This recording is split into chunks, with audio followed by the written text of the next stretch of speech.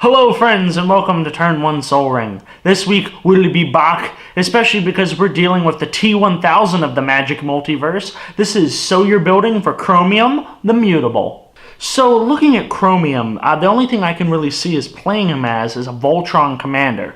Now, because he's Esper, white, blue, and black, he's naturally going to have a lot of very good pieces to go with him. So, this video we're going to be covering a Control Tron build for Chromium. We will be a bit stacksy in our control part of this deck, because we want to heavily disincentivize people attacking us. Cards like Ghostly Prison and Propaganda help massively with this, and Sphere of Safety will make sure that we have a good safe space to work with building our board, and making sure we're draining the resources of people who do attack us. I would also recommend throwing in an Authority of the Consoles to also give us a nice life cushion as well. Now for the fun part, the Voltron aspect. Since Chromium does make himself unblockable and hexproof, that shouldn't be something we have to be too worried about.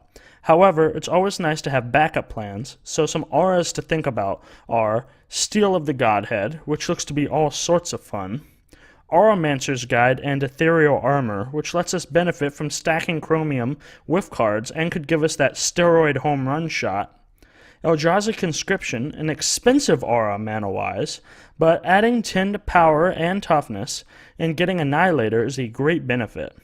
Righteous Authority, which lets us benefit from all the card draw in blue and gives us card draw as well, and Gift of Immortality, which is actually a really interesting card and gives such a trolling version of Indestructible. We do need some supporting cards to help our enchantments out, so for supporting pieces, I'd say throw in Sigarda's Aid, which lets us play our auras at instant speed, Duelist Heritage, which when combined with Eldrazi Conscription gives us a one-shot kill and a nice 3-card suite of aura recursion, Replenish, Open the Vaults, and Retether.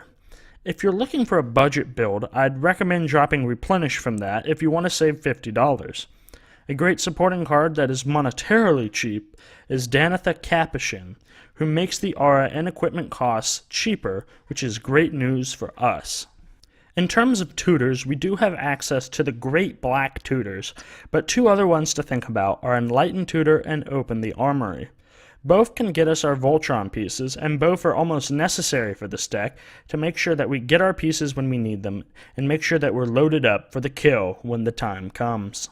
A great card to think about to use as an additional game winner is when we've loaded up our Chromium that we throw out a Winds of Wrath, which will get rid of most other permanents on the board and allow us a clear line of sight to victory.